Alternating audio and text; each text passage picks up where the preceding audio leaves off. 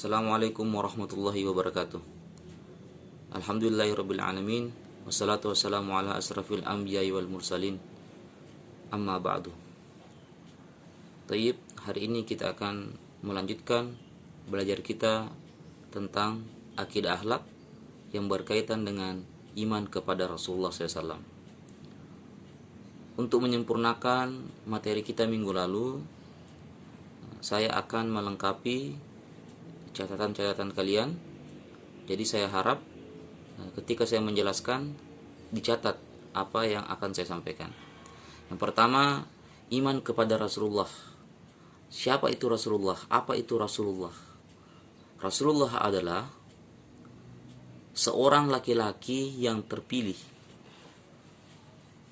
oleh Allah Subhanahu wa taala melalui malaikat Jibril yang ditugaskan untuk menyampaikan wahyu-wahyu ilahi atau Al-Quran.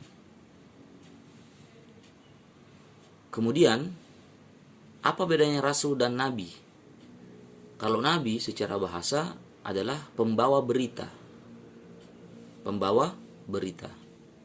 Rasul di dalam Al-Quran telah disebutkan nama-namanya dan jelasnya ada tugasnya untuk menyampaikan dan memiliki umat.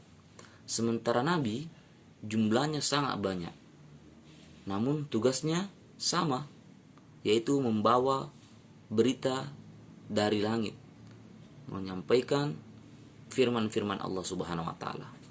Jadi itu perbedaan antara Rasul dan Nabi. Pengertiannya Rasul. Kemudian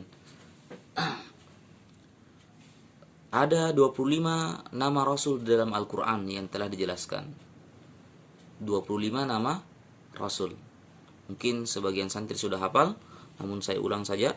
Ada Adam, Idris, Nuh, Hud, Saleh, Ibrahim, Lut, Ismail, Ishak, Yakub, Yusuf, Ayyub, Syuaib, Musa, Harun, Zulkifli, Daud, Sulaiman, Ilyas, Ilyasa, Yunus, Zakaria, Yahya, Isa, dan yang terakhir Muhammad sallallahu alaihi wasallam. Adapun ada istilah Rasul Ulul Azmi. Apa itu Ulul Azmi? Jadi ini ada 5 Rasul Allah Subhanahu wa taala diberi gelar Ulul Azmi. Kenapa? Karena kelima Rasul ini mengalami cobaan yang begitu berat, lebih daripada cobaan Rasul-Rasul selainnya. Siapa itu Ulul Azmi? Nah, kalau kita singkat namanya menjadi minim. Mim yang pertama Musa, yang kedua Ibrahim, yang ketiga Nun, Nuh, yang keempat Isa, yang terakhir Muhammad sallallahu alaihi wasallam. Jadi kalau disingkat namanya menjadi minim. Nah, ingat-ingat saja. Jadi Ulul Azmi itu adalah kekasih-kekasih Allah, Rasul-Rasul Allah yang memiliki cobaan yang lebih berat daripada cobaan Rasul-Rasul sebelumnya. Jadi ada Nabi, ada Rasulullah, ada Ulul Azmi. Berikutnya, dalil tentang Rasulullah sallallahu alaihi wasallam. Dalil tentang beriman kepada Rasul Allah Subhanahu wa taala.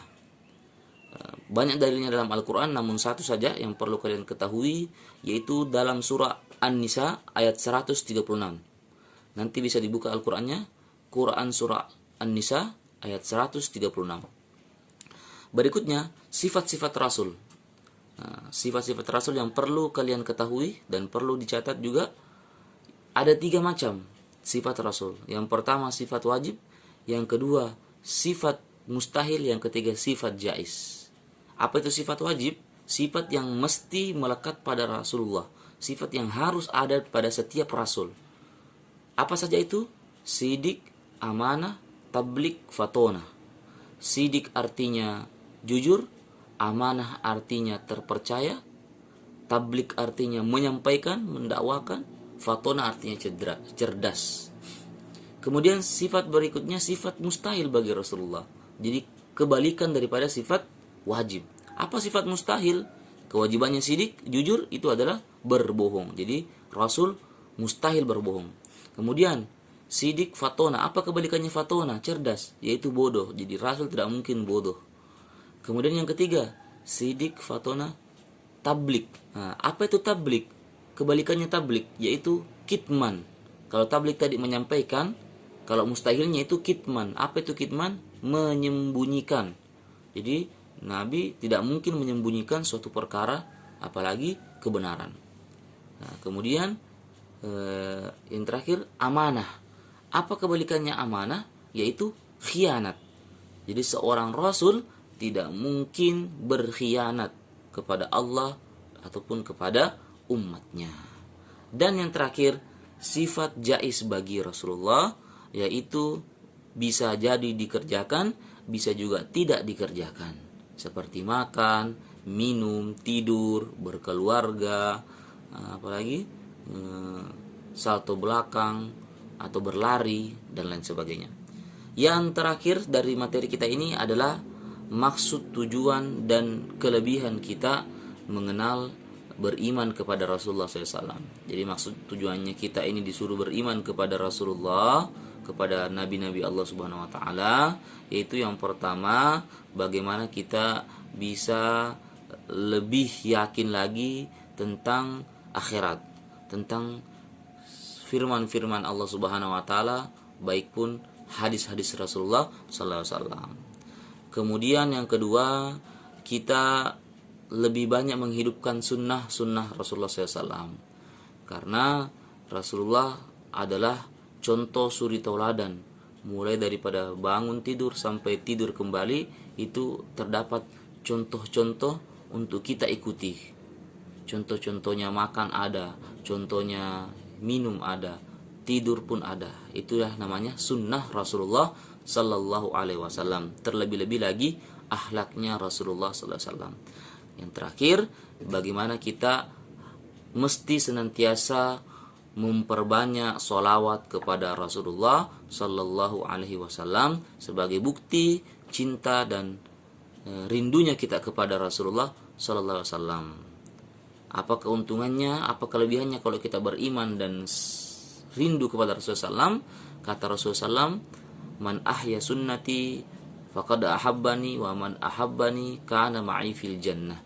Barang siapa yang menghidupkan sunnahku, sungguh dia mencintaiku, dan barang siapa yang mencintaiku, bersamaku di dalam surga.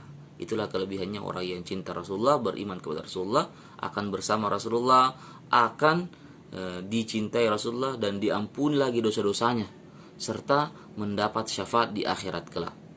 Nah, mungkin cuma ini yang bisa disampaikan. Mudah-mudahan yang disampaikan bisa dicatat semua, dan jangan lupa di subscribe dan di like serta di komen hadir di YouTube ini, supaya saya akan absen untuk saya masukkan ke dalam jurnal kalian.